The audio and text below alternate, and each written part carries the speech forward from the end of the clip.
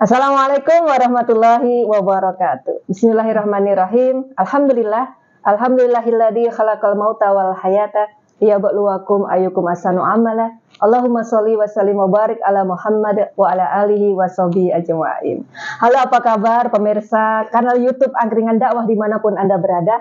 Alhamdulillah kita jumpa lagi di segmen yang khusus akan bahas tentang masalah muslimah atau perempuan, keluarga dan generasi. Dan hari ini kita akan kembali bahas tentang, bahas apa ya? Ini bahas sesuatu yang bikin kita ngeri pokoknya ya, yaitu tentang maraknya pencabulan atau pelecehan seksual yang akhir-akhir ini terjadi di daerah istimewa Yogyakarta, yang itu menimpanya kepada anak dan remaja. Dan untuk bahas secara mendalam tentang topik ini, alhamdulillah telah hadir bersama kita seorang aktivis muslimah di DIY. Beliau adalah Ustadzah Dina Prananingrum. Apa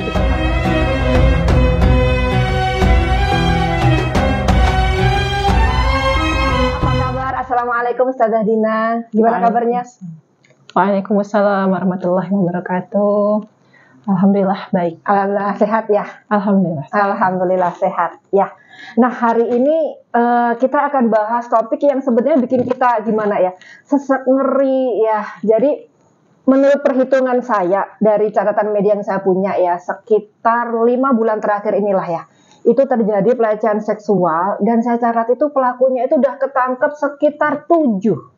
Di mana di antara beberapa pelaku itu tuh korbannya itu udah belasan gitu ya. Jadi kalau saya hitung dari semuanya itu, korbannya itu bisa mencapai 100-an, dan rata-rata itu adalah anak-anak usia SD, SMP, remaja. Ada yang dijual gitu aja tanpa dibayar, dan bahkan yang paling ngeri itu adalah anak yang dilecehkan oleh ayahnya sendiri selama bertahun-tahun. Bahkan ada, maaf ya, ada oknum guru ngaji, ada pensiunan pendidik, pokoknya udah ambiar gitu dah ya. Nah, yang ingin kita tanyakan Ustadzah ya, pemirsa juga pastinya pengen tahu ya, kenapa sih pelecehan seksual atau pencabulan terhadap anak dan remaja itu semakin kesini, itu kok malah semakin banyak gitu lah. Kalau Ustadzah Dina sendiri melihat kenapa ini kayak gini?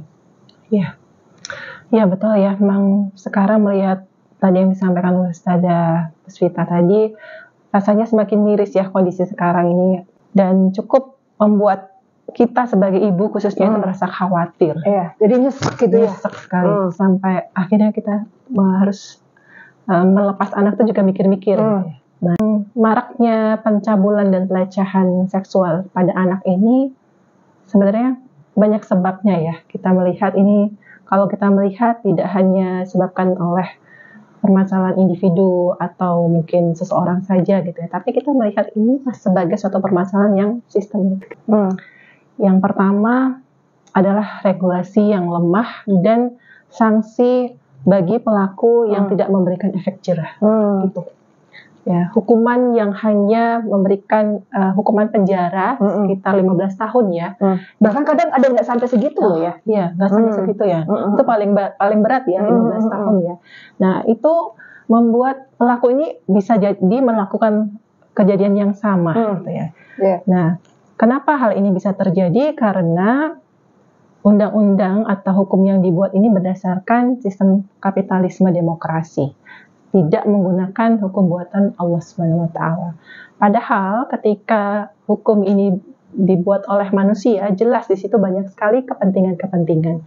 Ya, kepentingan segelintir orang maupun kepentingan penguasa atau para pemilik modal. Itulah yang menyebabkan satu terjadinya pencabulan dan pelecehan seksual. Yang kedua adalah akibat akidah dan moral masyarakat yang lemah yang disebabkan oleh penerapan sistem sekuler kapitalis. Ya, itu diakibatkan pola asuh dan pola pendidikan di keluarga yang tidak menerapkan aturan atau akidah yang mengingatkan pada Allah SWT, sehingga menyebabkan individu keluarga itu mudah melakukan maksiat, gitu ya, tidak takut pada Allah. Yang ketiga, kalau kita melihat dari latar belakang ya kasus-kasus yang tadi disebutkan oleh Ustadzah itu, juga ternyata kan ini menjadi salah satunya adalah penyebabnya buruknya ekonomi masyarakat, gitu ya, buruknya ekonomi masyarakat akibat penerapan sistem ekonomi kapitalis yang kemudian kita lihat mohon maaf ya, kebutuhan masyarakat itu tidak terpenuhi dengan baik gitu. Dan dari sini menjadikan para ibu atau para perempuan itu terpaksa keluar rumah untuk membantu suaminya mencari nafkah, yang mengakibatkan para perempuan itu tidak optimal dalam menjalankan perannya sebagai istri dan ibu. Dan kemarin salah satu penyebabnya kan karena ada istri yang bekerja gitu ya, yang pelaku guru ngaji itu ya, oknum guru ngaji itu istrinya bekerja dan dia melakukan aksi bejatnya. Selanjutnya adalah lingkungan pergaulan yang rusak yang sudah didominasi oleh ide kebebasan bergaul, kebebasan berekspresi gitu. Selanjutnya adalah kontrol di masyarakat atau masyarakat yang cuek, masyarakat yang tidak peduli ketika melihat terjadi pelecehan atau pencabulan seksual ini.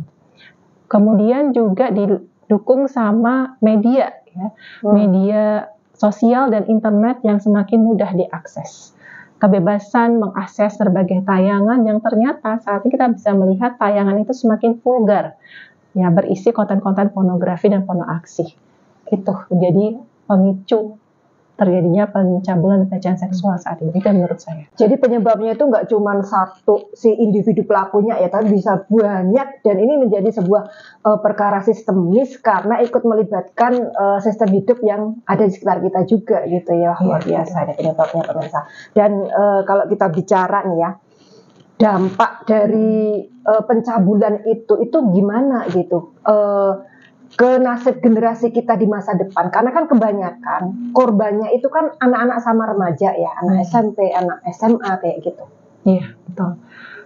Ya, jelas merusak masa depan generasi muda ya, karena generasi muda itu kan masih punya perjalanan yang panjang gitu ya. Tapi ketika terjadi kasus seperti ini akan menghentikan masa depan mereka, membuat mereka menjadi trauma secara psikis dan juga ada yang sampai secara fisik ya, melukai secara fisik ya. Jadi ada kalau mengakibatkan sampai hamil di luar nikah gitu ya, menyebabkan mereka harus putus sekolah dan sebagainya. Itu yang trauma seperti itu kan sangat sulit sekali untuk memperbaikinya atau mengobatinya.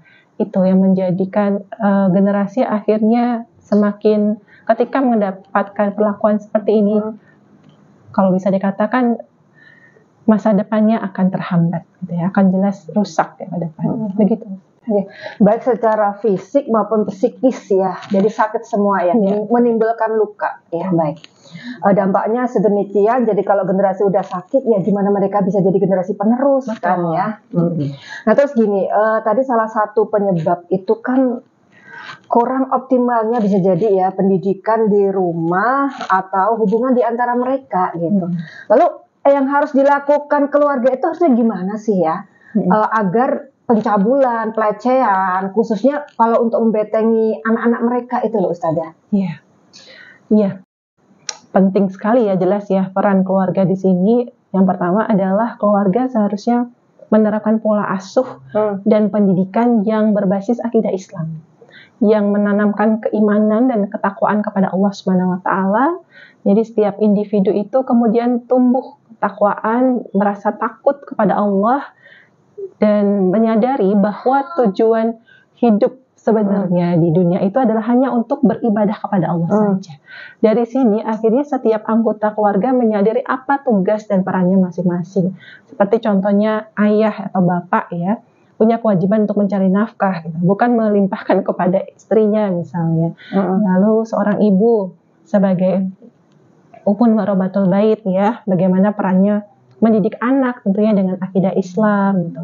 Sehingga di sini masing-masing anggota keluarga dapat menjalankan perannya dengan sebagaimana mestinya. Iya, jadi bisa dikatakan kan hari ini apalagi ya, keluarga itu jadi benteng terakhir ya. Ya, baik. Nah yang terakhir Ustazah Dina ya, tadi penyebabnya udah, dampaknya udah. Terus solusi tuntas nih ya, kita kan ingin pencabulan seksual itu bisa hilang dari muka bumi semuanya kan gitu. Nah untuk bisa kayak gitu, itu apa yang harus dilakukan?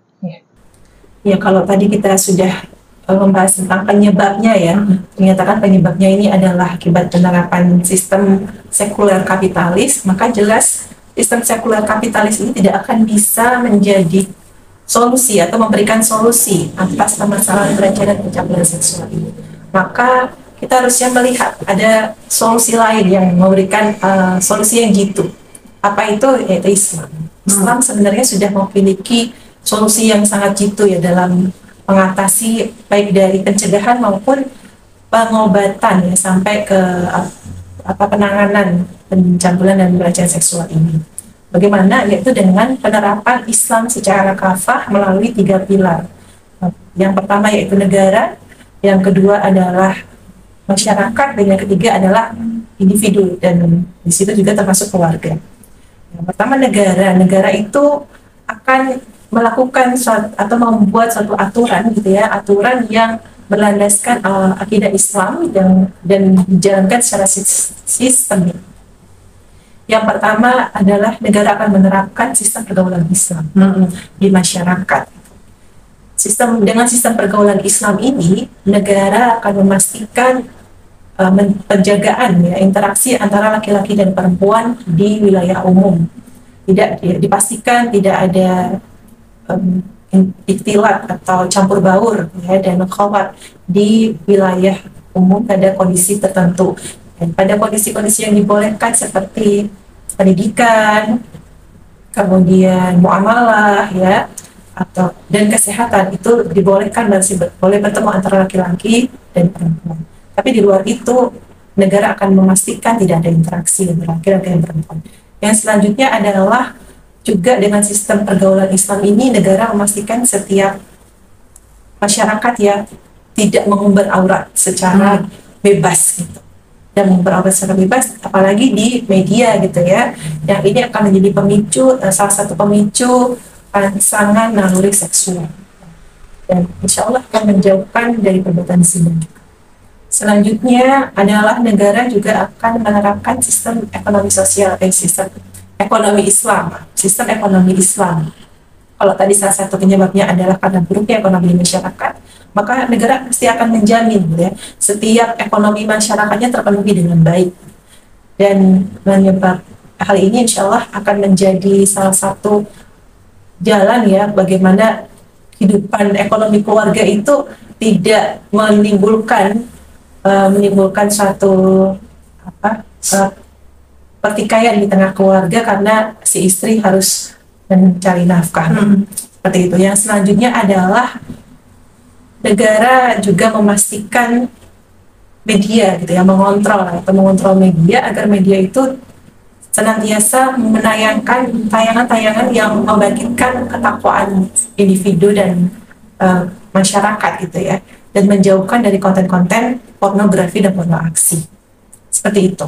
Dan kemudian kalau di masyarakat jelas, maka masyarakat yang bisa mengontrol apakah jika terjadi suatu perbuatan kriminal atau tadi ya, maksiat ya, pelecehan seksual dan sebagainya, masyarakat itu tidak aman, tapi masyarakat yang dibangun atas ketakwaan itu sehingga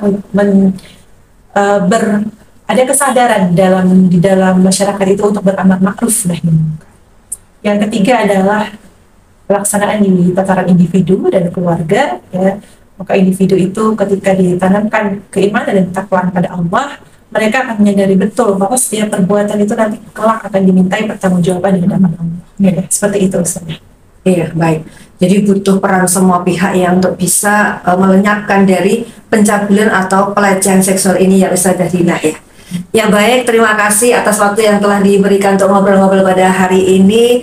Pemirsa semuanya, demikian tadi obrolan kita ya. Jadi pencabulan seksual kepada anak dan remaja ini memang sungguh mengerikan, dan itu butuh solusi yang benar-benar jitu untuk bisa mengatasinya. Dan pesan khusus kepada setiap keluarga dimanapun Anda berada, ayo dekap anak-anak kita, bentengi sebagus mungkin. Sekali lagi bentengi dengan apa? Yaitu dengan akidah dan syariat Islam. Insya Allah ini akan menjaga anak-anak kita agar tetap terpelihara kesucian dan kemuliaannya. Terima kasih atas perhatian dan partisipasi Anda. Mohon maaf jika kami banyak kekurangan, dan tetap stay tune di kanal YouTube Angkringan Dakwah. Wassalamualaikum warahmatullahi wabarakatuh.